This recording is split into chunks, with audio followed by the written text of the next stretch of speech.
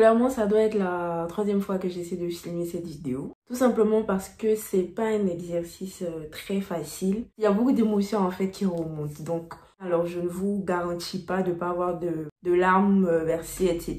Mais je m'évertuerai quand même à ne pas trop couler de larmes parce que c'est très émouvant et c'est pas forcément facile pour moi. Mais c'est mon histoire, c'est mon témoignage et j'ai décidé de vous le raconter aujourd'hui.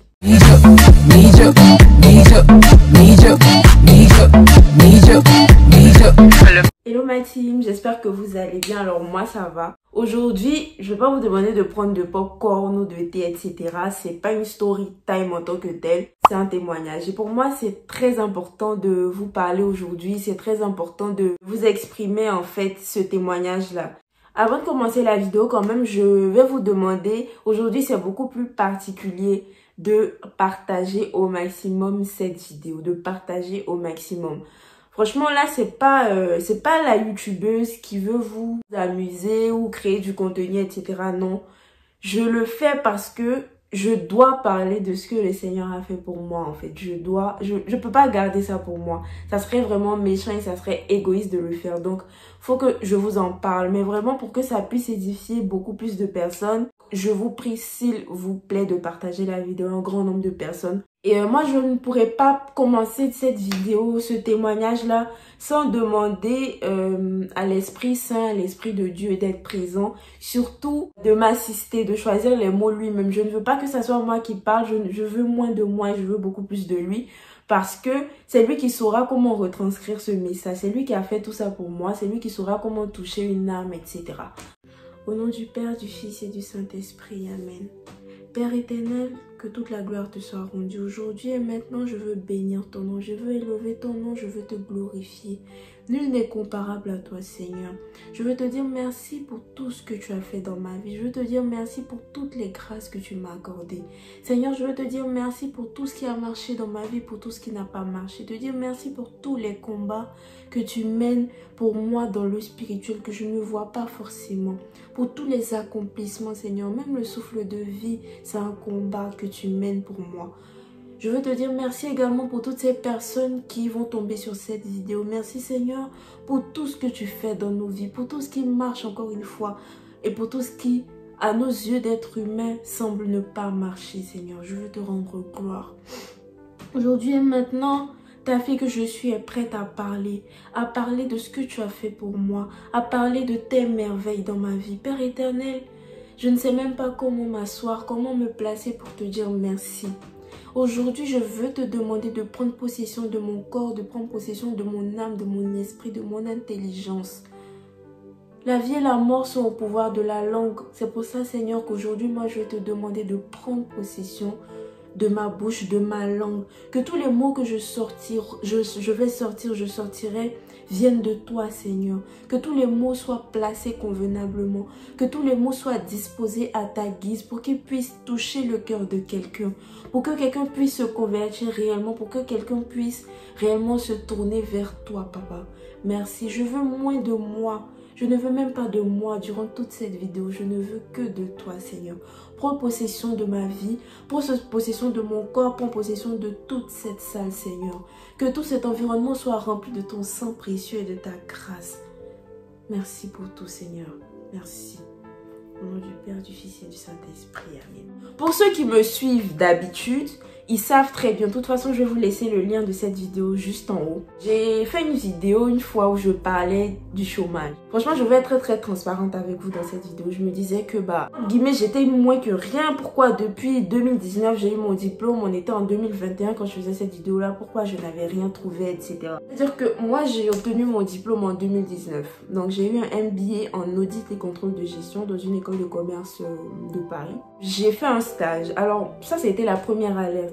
J'ai fait un stage qui s'est très mal passé. D'ailleurs, je vais vous laisser encore une fois le lien De la story time, j'en ai déjà parlé, qui s'est très mal passé. À l'époque, j'ai un peu accusé ma tutrice de stage. Mais avec du recul, je me rends compte tout simplement que c'est parce que ce n'était pas fait pour moi en fait, que les choses se sont passées comme ça. Je suis tombée même à cette période-là dans une sorte de dépression. C'est à cette période-là même que j'ai commencé YouTube. Moi, depuis on va dire 2018, je ne dépends plus de mes parents, bien que je n'ai pas forcément de revenus fixes à la fin du mois. Ça encore, c'est la grâce de Dieu parce que je n'ai jamais manqué de nourriture. Donc en mars 2020, enfin en février 2020, je trouve un stage. Un autre stage parce que c'était le stage où ça s'est mal passé, c'était un stage de fin d'études. J'en avais besoin pour valider mon diplôme. Donc la Covid arrive, je fais 2 mois de télétravail en juin 2020. Mon patron m'envoie un mail, il me fait comprendre qu'on ne pourra pas continuer parce que ouais, niveau budget, c'est plus trop ça. Et ils peuvent plus se permettre parce que ouais, on me payait, donc ils peuvent plus se permettre de me payer, etc. Donc on va devoir mettre fin à ce stage, etc. Bon, ça a été moins dégradant que le premier parce que il m'a expliqué que il faudrait pas que je doute de moi, c'était juste une question de finance, une question de, ils avaient besoin de fixer leurs priorités et actuellement une stagiaire, ça faisait pas partie de leurs priorités et j'ai compris. Moi, je suis quelqu'un quand même, j'essaie de me débrouiller. Donc, malgré tout, moi, j'essaie de trouver du travail. Et je trouve un contrat à Zara. J'ai travaillé à Zara de juillet 2020 à octobre 2020. Donc, voilà, ça s'est bien passé, franchement. Disons, à la mi-octobre, j'ai un très très bon ami qui connaît un grand frère, on va dire ça comme ça, qui était dans une banque de la place et qui avait besoin d'un conseiller. Ce que je vous ai pas dit, c'est que moi j'ai eu une expérience en banque et j'ai toujours aimé en fait ce truc là. Sachant que moi j'ai fait une mission en intérim en banque, ça n'a pas été très long, je pense que j'ai pas forcément eu le temps d'aller en profondeur, etc. Je dis ok, donc j'envoie mon CV à cette personne là, la personne dit qu'il va transmettre le CV au RH, ce qu'il fait.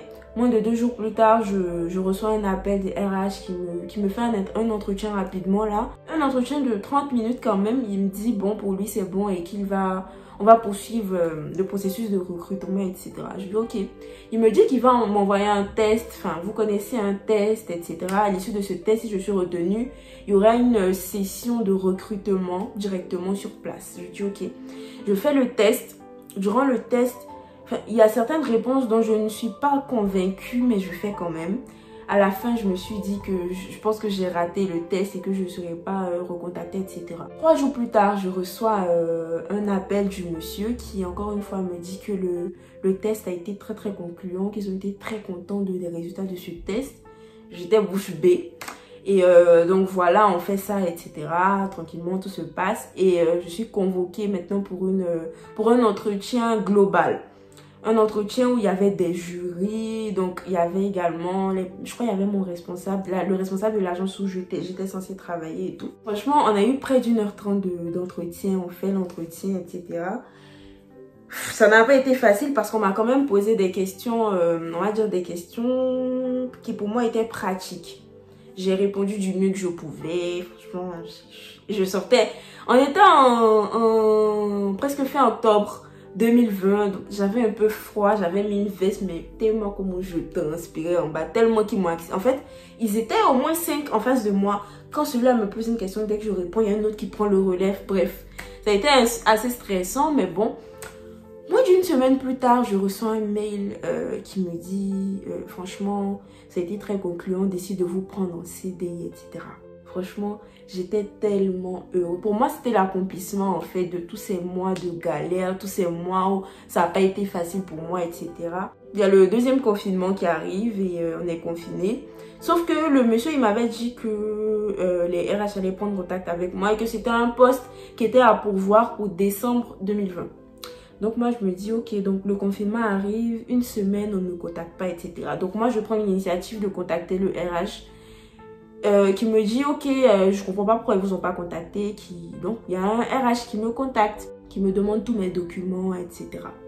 Je donne tous mes documents, j'ai pas de réponse, je comprends pas. Le monsieur qui m'a mis en contact avec les RH, enfin qui a envoyé mon CV, donc le vieux père de mon ami en question, un jour qui m'appelle, qui me dit franchement qu'il est désolé. Elle dit, je me dis désolé de quoi? Je comprends pas en fait. C'est toi, je comprends pas. Tu m'as aidé en tant que tel à pouvoir avoir un contrat, etc. Tu es désolé de quoi? Genre, moi, je te dis, mais si tu es désolé de quoi?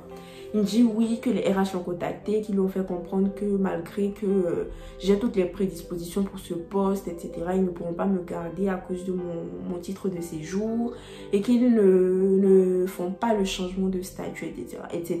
Moi, ça a été un véritable coup de massue pour moi. Ça a été pendant la période où j'ai fait la vidéo pour les étudiants étrangers. Plus tard, je vous dirai pourquoi je vous en parle en fait. Moi, je décide quand même de rentrer à Abidjan parce que, enfin, bref, je ne me sentais... En fait, j'étais démoralisée, j'étais découragée en fait. Et je me disais que peut-être qu'à Abidjan, ça se passerait mieux, etc. Je pars à Abidjan, ça se passe pas forcément comme je le veux. Et je décide de rentrer à Abidjan. Je suis partie à Abidjan en janvier 2021. Je suis rentrée à Paris en avril 2021. Donc j'ai fait près de 4 mois à Abidjan. Et quand je rentre, avant de rentrer, disons 2 semaines avant de rentrer, je sais pas, il y a une voix qui me demande... Enfin... Est-ce que tu penses que la voie dans laquelle tu as cherché, etc., est-ce que tu penses que c'est cette voie-là que tu devrais emprunter, en fait? Et je me dis, pourquoi tu n'essaies pas de trouver une alternance? Tu n'essaies pas de te former, en fait, dans le métier dans lequel tu voudrais évoluer. Oui, tu as eu un MBA, mais c'est pas un MBA en banque, en fait. Peut-être qu'on te prendra, mais est-ce que tu auras les mêmes perspectives d'évolution, etc.? Et je me dis, bon... pour moi, il n'y a pas d'âge en fait pour apprendre. Genre, il n'y a pas d'âge. Mais je me dis, je ne vais pas retourner à l'école et demander à mes parents de payer. C'est pas profitable pour eux, mais surtout pour moi, de retourner sur les bancs sans expérience derrière à mon âge. Je me dis non, moi je veux trouver une alternance. J'étais en mars, il me faut trouver une école. En mai 2021, mon titre de séjour expire. Alors, mon titre de séjour expire. Moi, je suis toujours dans les recherches d'alternance. Je ne trouve rien, même pas d'appel, même pas d'entretien. Pour vous dire qu'arrivé à un moment, je me suis demandé si mon opérateur n'avait pas coupé ma ligne. Est-ce que mon numéro passe encore? Parce que je reçois tout le temps des mails de refus. Je reçois jamais, même pas d'entretien en fait pour au moins démontrer de mes capacités, etc. Rien du tout. Mais je ne sais pas quelle force j'ai. Malgré le fait que mon titre de séjour est expiré, je continue à postuler, etc. Je me souviens qu'une fois, je ne sais plus si c'était une amie qui m'a dit, mais ton titre de séjour est expiré, mais et si on t'appelle, si on te prend, tu donnes quel papier en fait? Et je lui disais, Dieu va faire. Je lui disais, Dieu va faire, Dieu va faire, Dieu va faire. Et pendant tout ce temps-là, j'ai pu compter sur le soutien de mes parents, de mes parents, on va dire ça comme ça, de ma mère, je vais dire ça comme ça, qui à chaque fois me disait ne désespère pas, ça va aller, ça va aller, ça va aller. Et je me souviens qu'avant que mon titre de séjour expire, j'ai une amie, Patty, si tu pars soit là, je t'embrasse, qui m'a envoyé une neuvaine à suivre, je crois que c'était sur une page sur Facebook. Je vais essayer de mettre cette page-là à côté parce que ça pourrait aider. Ils font tout le temps des neuvaines.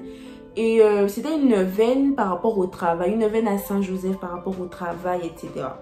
Donc, pendant cette neuvaine-là, il dit, la personne, le modérateur, donc, on fait la neuvaine, etc. Et avant de commencer la neuvaine, il nous dit de marquer au début de notre Bible ou sur un papier les intentions. Mais il faut qu'on soit clair, très, très précis dans ce qu'on demande au Seigneur, en fait. Et moi, je dis, ok, donc je marque... l'intention dans ma Bible, etc. Je marque l'entreprise dans laquelle je souhaiterais être prise en alternance, etc. Et puis voilà, la neuvaine passe. Tous les jours de la neuvaine, ma copine faisait en même temps la neuvaine que moi. Et on remarquait qu'il y avait des témoignages, mais il n'y avait aucun témoignage qui me parlait. Genre... Mais je sais pas, j'avais quand même cette conviction-là, je faisais la neuvaine. Je me souviens qu'arrivé un moment, ma copine, qui était également à la recherche d'un stage, qui me disait, mais... En fait, elle était démoralisée, elle disait, mais elle a l'impression que ça va jamais. En fait, on va pas avoir gain de cause. Est-ce que Dieu nous entend, etc. Parce que tous les jours, il y a des témoignages, mais on n'en fait pas partie. Moi, je lui disais, calme-toi, ma soeur. Calme-toi, ça va venir. Elle a obtenu son stage avant que moi je puisse trouver mon alternance. Donc, on continue comme ça pendant tout le mois de juin. Aucun entretien, aucun appel, que des mails de refus, etc. Et moi, je postulais quand même, je postulais. Je me souviens que j'ai toujours pas de titre de séjour. Hein. Juin est passé, juillet est passé, on est en août. Sachant que la rentrée, c'était fin septembre. Et il y a une certaine période à laquelle les entreprises ne prennent plus en alternance, justement parce que le processus d'embauche pour les alternances est un peu long. Le temps qu'on rentre en contact avec l'école, qu'on signe toutes les conventions, etc. C'était un peu long. Donc, arrivé à août, j'ai des amis qui me disaient, mais est-ce que tu penses que tu as trouvé? Ça commence à devenir chaud. Parce que moi, j'avais toujours la tête sur les épaules. Alors, je ne suis pas en train de dire à quelqu'un que moi, j'étais trop confiante, etc. Non, c'était pas ça. Mais, je sais pas, il y avait une force en moi qui me disait persévère. Quel que soit l'issue, persévère. Toi, le Dieu que tu es en train de prier là, tu le connais pas. Persévère. Il y a eu des moments difficiles, je vais pas vous mentir. Mais je persévérais quand même. Parce que pour moi, le fait même de postuler, sachant que tu n'as pas de titre de séjour, c'est une forme de foi. C'est une grosse preuve de foi en fait. Donc, je continue comme ça. Et dernière semaine d'août, mon titre de séjour n'est toujours pas sorti. J'ai toujours pas de papier. Dernière semaine d'août, j'ai un appel.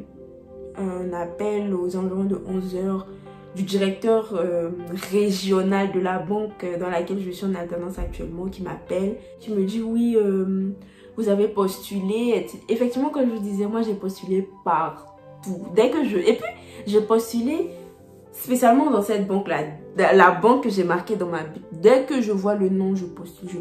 Il y avait tellement d'offres. J'ai postulé dans toutes les villes de la France. Et il me dit oui, il est directeur de telle banque, etc. J'ai postulé, donc est-ce que je suis disponible pour un entretien? Et moi, je lui dis oui, je suis disponible, etc. Et il me fixe un entretien pour 15 h du même jour. À 11 h, il m'a appelé, il me fixe un entretien pour 15 h. Via Skype, bien sûr. Comment vous dire que ça a été le meilleur entretien de toute ma vie? Je pense que ça a été une faveur du Seigneur parce que si vous voulez regarder mon CV, moi je suis sûre qu'il y a beaucoup plus méritant que moi par rapport à mon CV. Sachant que j'ai eu une seule expérience en banque et ça a été une expérience de très courte durée, à peine 2 mois en fait. Genre, pour moi c'est pas assez. Voilà, c'est pas assez. Donc, il s'est basé sur mon expérience en fait. Il s'est vraiment basé sur mon expérience. On a parlé pendant près d'une heure 30. On a parlé essentiellement de ce que j'aimais faire dans ma vie. Et cet entretien était tellement gratifiant parce que ce monsieur-là, ils étaient 2 en plus. Ils m'ont dit tout ce que j'avais besoin d'entendre à cette période. Vous êtes vraiment une femme forte. Vous êtes une très bonne jeune dame. Vous avez des valeurs. Vous êtes très bien, etc. En fait, pendant tout l'entretien, j'ai senti que l'Esprit de Dieu était présent en fait pendant tout l'entretien. À l'issue de cet entretien-là, le monsieur me dit, écoutez, moi j'ai un candidat à voir tout à l'heure. Un candidat physique bien sûr parce que lui, ce candidat il était présent sur la ville. Mais j'ai même pas envie de l'écouter.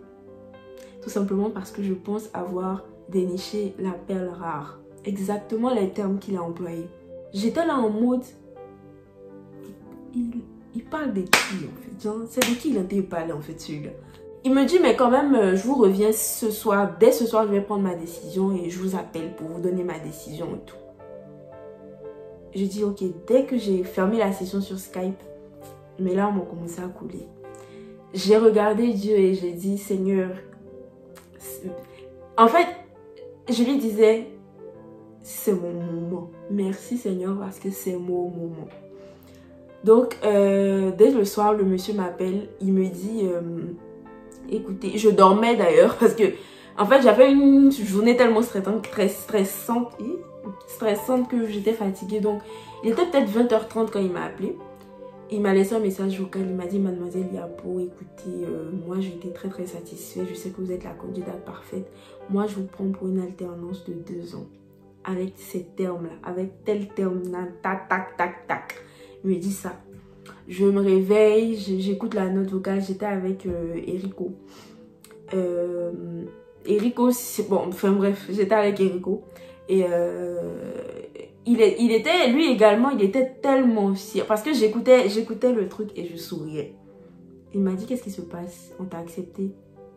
J'ai mis le haut-parleur pour qu'il écoute. Il était tellement fier. On était tous les deux dans une atmosphère de gratitude en fait au Seigneur. Parce que je sais que par mes propres moyens, je n'aurais jamais pu obtenir ce poste-là dans cette banque-là. Donc, je suis très contente, etc. J'annonce la nouvelle à mes parents, etc.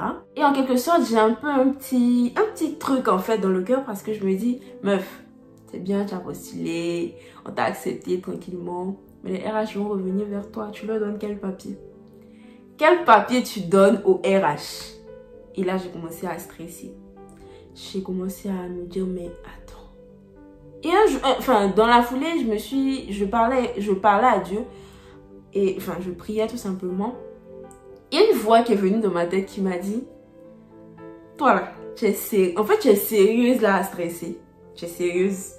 Si moi, le Seigneur, je t'ai permis d'avoir ce poste-là en alternance. C'était pas du tout donné. Je t'ai permis d'avoir ce poste-là en alternance. Je t'ai permis d'atteindre cet objectif-là. Tu as eu un entretien, une embauche. Tu penses que moi, le Seigneur, qui suis capable de faire tout, qui suis le Dieu de l'impossible, je vais te laisser là pour une histoire de papier. Et toi, tu me dis, c'est qui je suis en fait. Et automatiquement, j'ai commencé à sourire, j'ai fini ma prière. J'ai eu l'entretien lundi. Le vendredi de la même semaine, j'ai reçu mon récépissé. Aussi, en fait, c'est justement à ce moment-là que je bloque. C'est justement à ce moment-là que j'ai toutes les émotions qui remontent en moi. Parce que je me rends compte que moi, je suis qui en fait pour que le Seigneur puisse me faire toutes ces faveurs, toutes ces grâces-là en fait. Je reçois mon récépissé, j'étais au téléphone avec mon ami avec qui j'ai fait la neuvaine. Je lui dis, je te rappelle.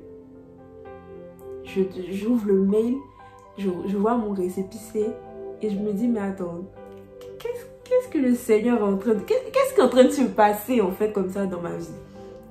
Je suis heureuse. Et depuis ce jour-là, tout va comme sur des roulettes. Franchement, tout se passe très bien. Les RH sont venus vers moi. Tout s'est passé normalement. Le deuxième, on va dire le troisième BIM, il y a un RH qui me contacte. Il me dit, mademoiselle, voilà le salaire qu'on vous propose. Voilà. Et je suis stupéfaite.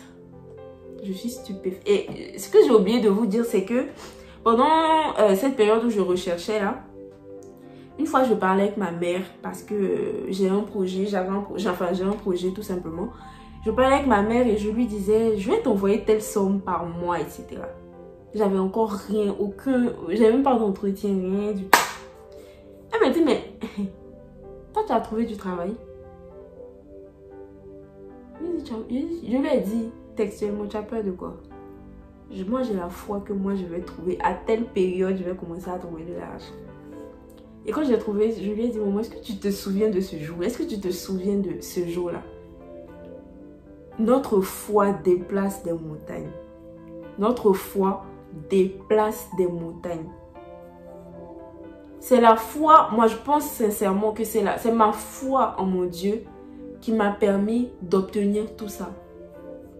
La foi en Dieu, mais également toutes les actions que j'ai pu poser. Vous vous souvenez en novembre, la vidéo pour les étudiants que j'ai faite. Cette vidéo-là, j'ai reçu tellement de bénédictions. Pour moi, c'était normal. Mais je me suis rendu compte que quand tu fais du bien, ce bien-là te revient. Quand tu fais du mal, ce mal-là te revient. Et pendant tout l'entretien, on ne parlait que de cette vidéo-là. Pour vous dire que mon recruteur, mon directeur est venu regarder mes vidéos sur YouTube. Il m'a dit, j'aime ce que vous faites. Vous êtes une personne engagée, vous êtes une bonne personne. C'est pour ça que moi encore aujourd'hui, là, enfin la vidéo est assez longue, mais moi aujourd'hui, ce que je vais vous faire comprendre, c'est que moi je ne suis pas la plus fervente des chrétiennes. Je ne suis pas la chrétienne qui partage des versets bibliques tous les jours sur mes réseaux sociaux. Je ne suis pas la chrétienne qui est toujours en train d'évangéliser mes amis. Mais le Seigneur a fait ça pour moi. Pourquoi, si le Seigneur a fait ça pour moi, pourquoi il ne le ferait pas pour toi? Pourquoi? Je me demandais, mais pourquoi toutes ces grâces-là? Mais je me suis rendu compte tout simplement que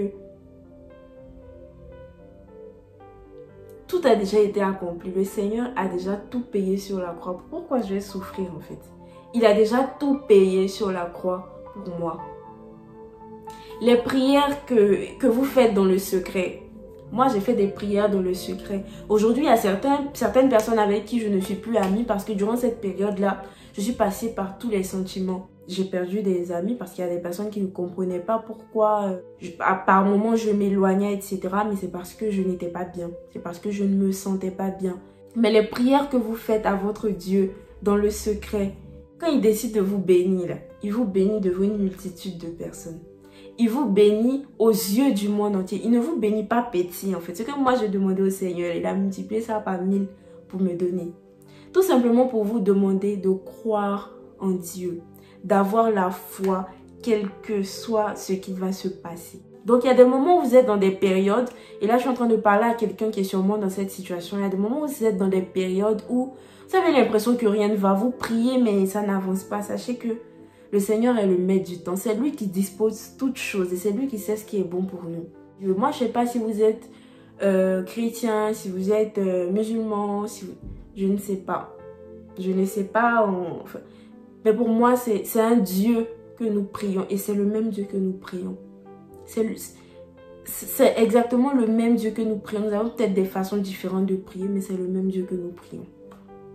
Crois en ton Seigneur, crois en ton Dieu. Tu peux être dans une situation où tu n'as même pas de prédisposition, c'est-à-dire tu n'as aucun signe que ça va se dérouler, que tu auras gain de cause, que ta situation va se débloquer, mais il faut croire. Moi, je n'avais aucun signe que j'allais avoir mon titre de séjour, non. Mais j'ai cru parce que j'ai continué en fait à postuler. Malgré le fait que je n'avais aucun papier, je n'avais aucun moyen de justifier de mon identité ou je n'avais aucun moyen légal pour travailler. Mais j'ai cru. Je ne suis pas en train de dire que j'ai cru du début à la fin, non. J'ai eu des moments de doute, je suis un être humain. Mais je suis très vite revenue à la raison en fait. Là où la main de l'homme s'arrête, là, c'est là Dieu lui dit, hey, c'est mon moment. Là où la main des hommes, humainement parlant, c'était pas possible de travailler sans titre de séjour. C'est là où mon Dieu a commencé à parler pour moi. Il dit, ma petite, calme-toi. T'es calmée, t'as dit moi ici qui? Franchement, je ne cesserai jamais de dire merci à Dieu pour ce qu'il est en train d'accomplir dans ma vie parce que je sais que c'est pas terminé. C'est pas fini en fait. Et lui et moi maintenant, là, on est au COI. On est ensemble. Et merci également à vous, ma communauté, pour toutes ces personnes qui m'envoyaient des messages à chaque fois. Merci beaucoup, beaucoup également pour votre soutien, pour votre amour, etc. Et je vous promets que je reviendrai très, très bientôt avec de nouvelles idées, un nouveau concept, etc. Je suis en train de réfléchir à tout ça. Et puis voilà, donc je vous fais de très, très gros bisous. Que Dieu vous garde. En tout cas, si quelqu'un est dans une situation, il ne se retrouve pas, etc. Moi, je veux bien que tu m'envoies un message sur Instagram. Si tu es dans ce genre de situation, si je peux t'aider, je le ferai. Et puis voilà, donc je vous fais de gros bisous et que la faveur et la grâce de Dieu ne vous quittent jamais. Voilà, bisous.